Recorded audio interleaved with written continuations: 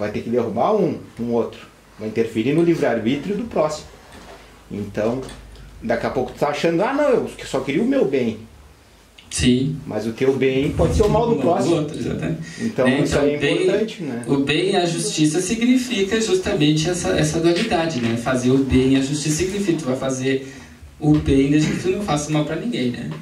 Mas essa questão traz água. É muito simples essa questão, gente. Copo. Qualquer coisa que a gente for fazer, seja na questão espiritual ou numa questão que não seja, a gente só se pergunta uma coisa: eu gostaria que fizessem isso comigo. Acaba qualquer dúvida. Não existe mais. É só essa pergunta que você tem que fazer. Exato. Eu gostaria que estivesse fazendo um trabalho para me tirar eu do meu lugar, para me dar pro Pedrinho? Não gostaria. Tá, então eu vou embora. Vou lá pegar água. É bem simples, é só a gente se perguntar, gente. Porque a gente vê muita entidade aqui chegar e dizer: eu só fiz o que me pediram, me pagaram e eu fiz. Então não é comigo. Não vai cobrar de quem mandou fazer, eu só cumpri. Né? É o que eles nos dizem aqui. Né? Mas se tu faz alguma coisa sabendo que tu vai prejudicar alguém, é que tu gosta daquela coisa e tu é do mal e ponto, não tem outro, né? Mas se são entidades de luz, por que elas aceitam fazer coisas ruins? Porque não são de luz. Exatamente isso aí. Não são. Né? Entidades de luz seriam essas que se fazem passar. Às vezes é assim, acontece de muita entidade fazer o bem e o mal ao mesmo tempo. Às vezes tu vê, às vezes, em muitos terreiros, entidades assim: eu quero o homem, marido daquela fulana. Tá, aceita o trabalho. Porém, se tu pedir para ela: eu quero que tu ajude a minha amiga que está doente, eles também fazem. Então, às vezes, eles têm essa questão de tu me pediu, eu faço desde que tu me pague, entendeu? Às vezes não são entidades tão más, mas são entidades mais levianas, né? Que Kardec classifica como entidades levianas. Não são mal, elas não fazem mal às vezes porque gostam. É que dentro às vezes do nível da maldade, digamos assim, tem vários subníveis, né? Tem entidade frívola, tem entidade leviana, que tanto faz para ela, e tem entidade má mesmo. Então, dentro dessa classificação tem. Mas para trabalhar num terreiro do bem, não tem que ter essa dualidade. Só faz o bem. Se tu pedir um trabalho que vai prejudicar alguém, ele vai te dizer que não faz. E às vezes tem entidades que te correm até da casa. Eu digo: quem tu veio aqui pedir esse tipo de coisa? E corre mesmo. Eu já vi. Também já vi. Mesmo em qualquer situação, Mateus, que se usar o pensamento para se atingir uma outra pessoa, para qualquer finalidade, de fazer o mal, ou de desejar, ou seja, qualquer motivo, não, mas eu estava só brincando, mas se eu usei esse pensamento, mesmo assim, eu me comprometi. Né? Ou com certeza. Ainda bem que não materializou o pensamento. Pois, acho que nem materializou, mesmo que ele teve aquele insight. Não, com certeza já demonstra uma certa inferioridade, né? Mas já não materializar o pensamento, ainda bem que não levou até os finalmente. Não, eu queria dizer assim, que eu acho que às vezes não cabe a gente tá fazendo julgamento que é bom, que é mal. Todo espírito, ou casa, os espíritos, os trabalhadores dali vibram na mesma frequência que os trabalhadores encarnados. Então, aí, se tu leva uma vida sem ética, sem moral, os espíritos que vão trabalhar ali provavelmente vão trabalhar nessa mesma vibração que tu. A não ser que tu queira melhorar, né? A não ser que tu esteja buscando uma melhora, uma evolução. Mas se tu quer ficar preso naquela falta de ética, falta de moral na tua vida, os espíritos que vão trabalhar contigo vão ser dessa mesma vibração. Né? Exatamente.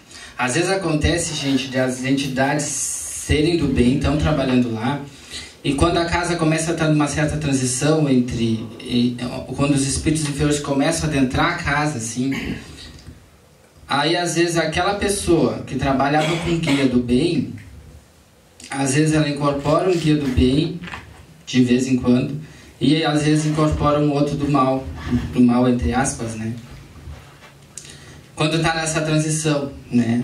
Porque às vezes o guia não é assim, chegou o dia assim, hoje O cara aceitou um trabalho do mal e ele já se afasta. Ele vai sempre intuindo aquele médium, às vezes por anos e anos e anos, até ele desistir, porque às vezes eles desistem sim. Tem casos em que eles às vezes até cortam a mediunidade do médium se ele seguir fazendo mal, né? Mas é que às vezes tem casos que tem essa dualidade também, que às vezes estão em transição. E como tem muito médium às vezes numa casa, às vezes tem uns que são mais moralizados que outros, né? Porque tem uma certa discrepância entre uma moral de um e de outro. Isso sempre vai existir, né? E às vezes acaba que aquele do bem, que às vezes entrou numa casa do mal, digamos, entre aspas, né? Isso estou falando sempre entre aspas, gente, para ficar mais entendível, assim. Aí às vezes ele não consegue ficar naquela casa, né? Às vezes ele vai para outra e aí, né, vai acontecendo isso. Como também, só para esclarecer essa função, como tem entidades às vezes que são enviadas para demandas nos terreiros, chegam nos terreiros, incorporam no médium da casa e assumem outra conduta. E dizem, vim para demandar, mas não vou mais. A partir de agora, vou trabalhar no terreno. Uhum. Porque provavelmente já houve um acerto com o mentor da casa, né? Isso. E aí ele já trocou também, isso também é possível acontecer. Não, só queria deixar bem claro, assim, quando pega falar que a pessoa tem moral, tem ética, não quer dizer que numa casa espírita que faça o bem, numa casa espiritualista, tanto faz, que faça o bem, os trabalhadores todos são seres humanos. Claro. Então todos são cheios de brechas morais, todos estão aqui para evoluir. Então não é perfeito o cara que está trabalhando aqui. A gente está aqui tentando se melhorar. Então, todo mundo é suscetível a algum ataque, deixar uma brecha para uma entidade inferior encostar e tu acha que tá bem. Então, por isso que a gente está sempre tentando se aperfeiçoar, sempre atento, né? Vigiando, orando sempre, porque para não deixar essas brechas abrir muito para as entidades inferiores encostar na nossa casa. Aqui até não acontece isso, porque nós somos todas entidades de luz aqui que estamos encarnadas em missão, tá, gente? É só nas outras casas. Ó, já tem um médium fascinado aqui, vocês viram? Tá, mas é bem isso que o Barranca falou, isso é muito sério, né? Porque a gente às vezes vai nas casas e a gente endeusa as pessoas, né? E até é bom que o Espiritismo é uma religião que sempre faz tu tirar esse endeusamento que a gente faz das pessoas, esses mártires, né? Como sendo o suprassumo da inteligência, o suprassumo da bondade, né? Que é justamente isso, a gente tem sempre falhas, então daqui a pouco vocês vão nos cruzar na rua e nós vamos estar, né? Gritando aí, fogo pelas ventas, né? Rodando aí a baiana numa esquina, imagina. A gente tenta não fazer, né? Mas aqui, a gente faz escondido em casa. Se tranca e faz. Bem quieto. De alguém ia falar mais alguma coisa? Eu tenho uma pergunta. Sim. Vamos ver se eu consigo me fazer entender dela com a pergunta.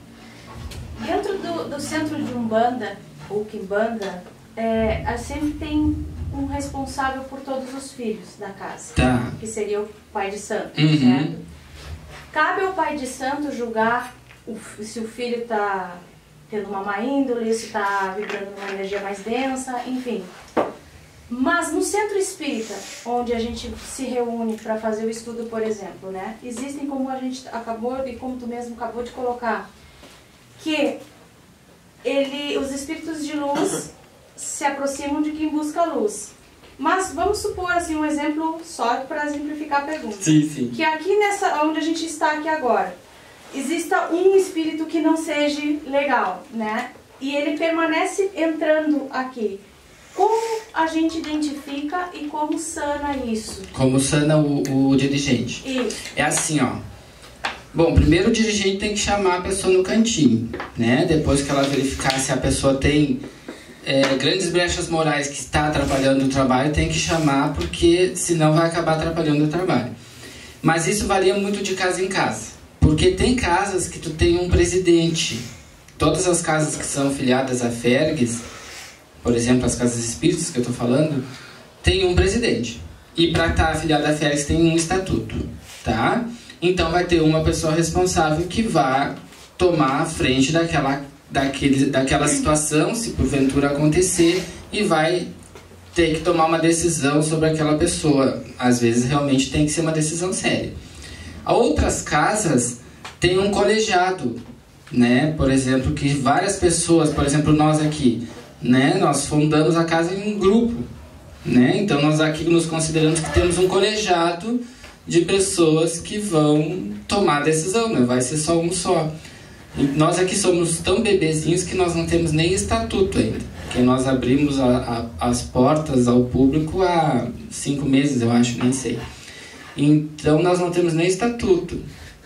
Mas às vezes essa situação poderia ser sanada em grupo ou em outras vezes por um diretor, depende às vezes do tamanho da casa.